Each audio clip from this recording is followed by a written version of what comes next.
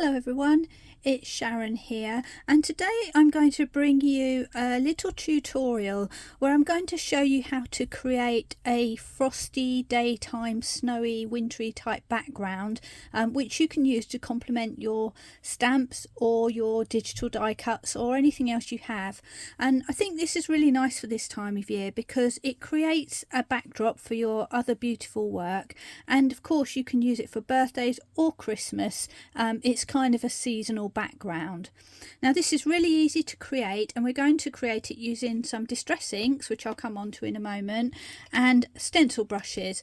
I'm using these rounded ones, but of course you can also use this sort if you want to, but I would recommend a brush rather than a sponge for this technique, purely because it just gives you a bit more control and you can apply the ink more softly. So that's the technicalities out of the way. Let's get on with the actual creating. So my idea is that I'm going to have the sky up here and I'm going to have some lovely snowdrifts coming down at the bottom here. So the first thing I need to do is create my skyline, and to do that I'm going very simply with a torn piece of cheap photocopy paper, and as you can see this has been quite well loved.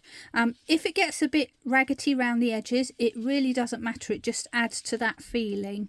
So I'm going to place my piece of paper sort of about the halfway mark. So I'm going to have half my room for sky and half for ground, and depending what your intention is for this particular piece, if you're making it specifically, you might choose to make the sky bigger and have 2/3 and 1/3, or the other way around. So really the sky's the limit, as they say, and it's really up to you. Now, first thing I'm going to do, I've brought some pink for my sky, just to add that little bit of sunsetty, cloudy, almost magical kind of appearance. And I'm choosing to use distress inks today, but of course you can use any dye-based inks that you've got. I'm going for a pinky peachy colour, which is saltwater taffy. You could also go for a more orangey colour. You could even go for a lilac or a purpley colour, just depending on what kind of weather you want to sort of depict. But what I'm going to do is just take some of this, and making sure I've got a spare piece of card to blot off on. Let me just find one. Here we go. I'm just going to bring that below here. I'm going to dab into my ink pad and then just take off my excess, because as you can see this is quite a strong colour, and then I'm just going to lightly put some kind of cloudy areas, I suppose you might say, and I'm holding the brush quite far away from the actual bristles, which means that I can go in there and not press too hard. And I'm just going to put some of those in around and about. Maybe I'll just do a little bit of more over here, and I'm putting those in first just so that I don't lose my white space before I get a chance to sort of get some of that lovely pinkiness in there. And then I'm going to swap to another colour. This is a lovely frosty blue colour called Salvage Patina, and again you can swap between brands, so you can use a distress ink and then another type of ink, all on the same piece, because they will all work together. And I'm doing the same thing. Now this colour on my ink pad anyway is not quite so strong. If you do get some blotches, it doesn't matter, and we'll find out why that is later. But I'm just going to actually fill in all of the area around there and also slightly overlap.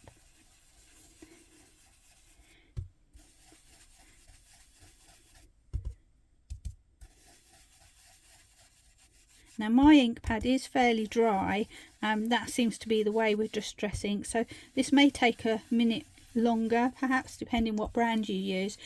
You could also use distress oxides, which would give you a similar effect and probably would go down a little bit quicker, but if you use a brush you're still going to get that sort of nice fluffy airbrush kind of effect once you're done.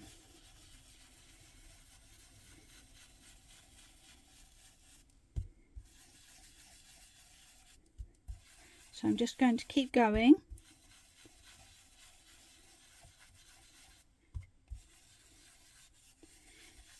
And if I just quickly lift that piece of paper up, you'll start to see that we're getting a horizon line going on there. And now we can continue to build that up. So if you want to go back with your pink and just build that up a little bit more, you can do. And don't forget, we're not going up to the line on this. We're actually going to go across outside of the area that we've just coloured and actually blend with the adjacent colour. And that way we get a sort of softness. And that's exactly what I'm doing right here. And then I'm going to go back to my salvage patina.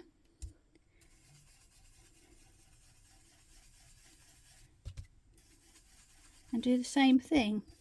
And I'm just going to work backwards and forwards for a moment. Definitely want to bring this a little bit more colour down the bottom here to define our horizon. And always try and push away from the paper initially, this little bit here, just so that you don't sort of flip it up and ruin your line. But again, even if that happens, not the end of the world at all. Now my pad's drying up quite a lot, so I'm really having to kind of work this. Oops, there I made a big blob. But it doesn't matter because the sky isn't perfectly opaque. So all these little imperfections that you see will end up looking like clouds or, you know, texture in the sky. So hopefully you can see that's starting to come together now. And now what I want to do is add a little bit more depth. So I'm going to go with a darker blue. And that's this one here. So I've picked Faded Jeans. And I've got another, I did have another brush. Where has it gone? There we are. I've got another brush for my darker blues. So I've got a brush for my light blues and a brush for my dark blues. But if you've only got one brush, that's absolutely fine.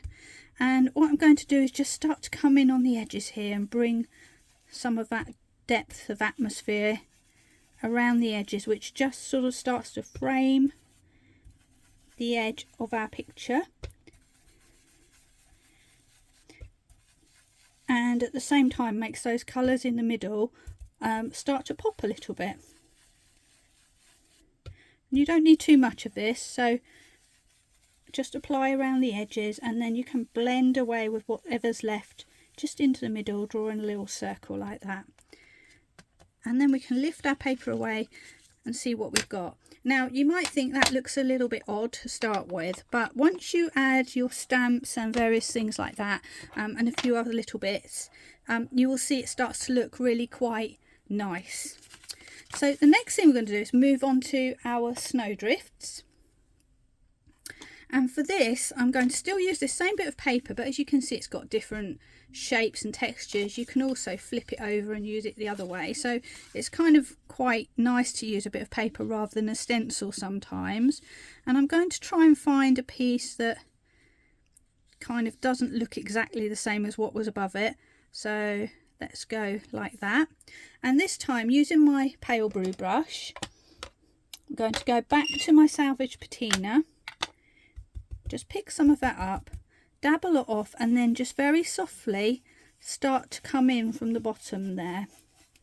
And what I'm doing is I'm creating the beginnings of a shadow. And I'm going up at the side so that we don't have any plain white paper on the side that's kind of going to give us a jarring edge to our picture. So it's nice to create that, and then it just creates a bit of a frame which brings your eye back to the middle where all the action is going to be. There we go. So with very little ink, we're just creating a snowdrift, which hopefully you can see there now. And what I want to do to add a little bit of depth and dimension again is I'm going to come in with a different colour now, which is Hickory Smoke. And I'm going, sorry about that screeching, I'm going to use a small stencil brush just because I only want to add a tiny little edge. And what I'm doing is picking that up and just going along the edge there. Again in round circular motions, because I don't want it to be a dead straight line with a hard edge, but I do want to follow the line of this snowdrift that I've just created. And I'm going to go up at the edge there just to create a bit more shadow and draw the eye back to the middle.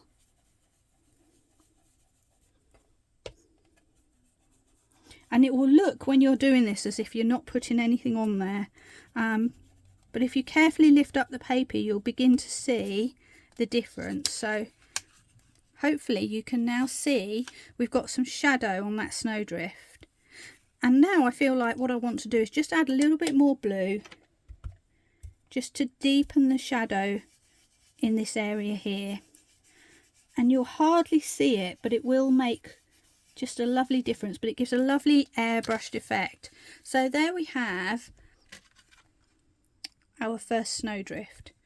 And then I'm going to go down and do another one, but I want to make it a slightly different shape. So let's see, I'm using quite a big bit of paper here, so there we are. Let's go like that,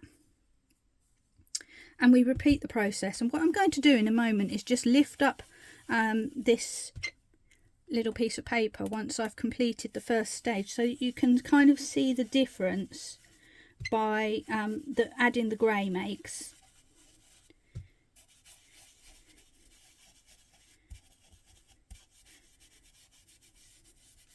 So there we go, I'm just adding my blue, going all the way up the edges. And if I take that away, you can see that this one doesn't have so much sort of depth and dimension as that one. So I'm going to go put my paper back, or try to. Just add a little bit more blue.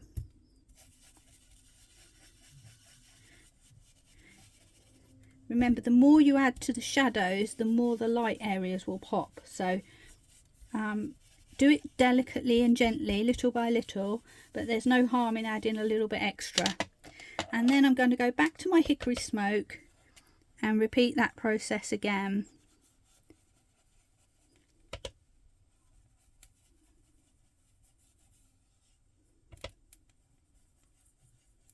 And once again, it's going to look as if there's nothing going on.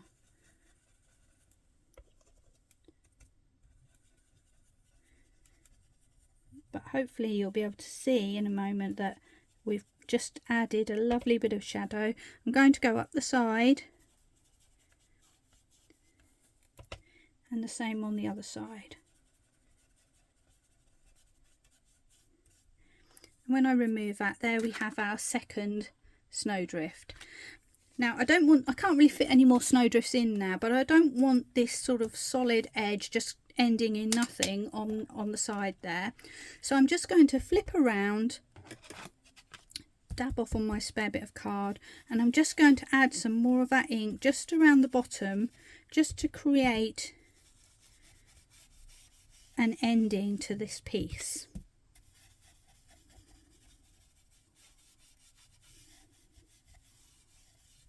And just like all the other snowdrifts, I'm going to go with my grey and just add some more shadow in there as well.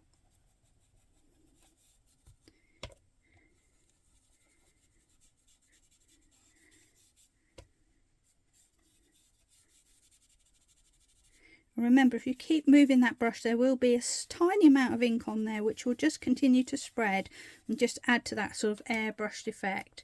So there we have it. We've got our basic scene in the background, and we've got our snowdrifts in the foreground, and now we need to add in a little bit of weather. So in this case, it's a snowy, frosty morning, so it's going to be snowing, and I'm going to start off with some water and a fan brush. And I'm just going to dip into the water. I'm sure probably you all know this trick, and we're just going to splatter some water onto the sky.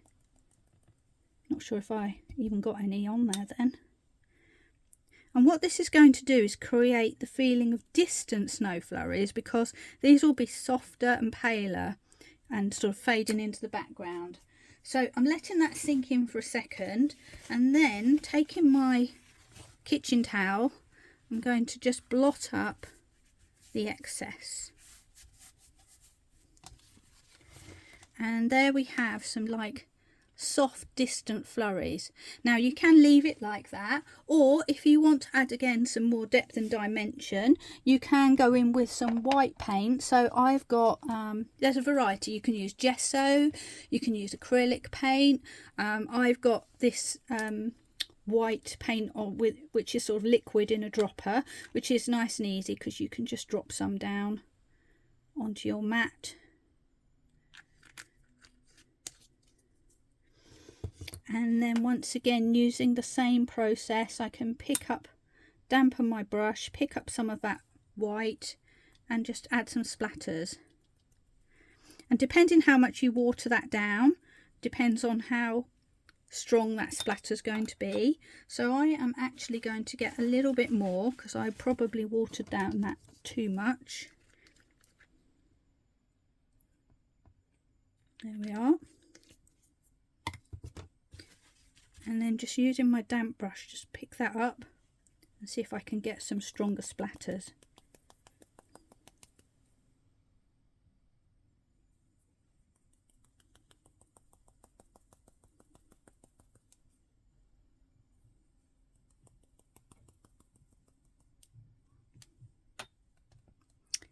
And there we go. So that's how we create a snowy scene, and then it is ready for you to add whatever you want to add. So it could be some of your pre-printed items, it could be stamps that you've made and coloured and you cut them out and add them in. You could add trees along the top here. They're really nice with like branches around the side, so you're sort of framing the image. It's basically a kind of blank canvas for you to be able to work on. So that's my little quick tip for today. I hope you enjoyed it, and I hope you come back soon for some more quick tips. That's all for me for now. Bye.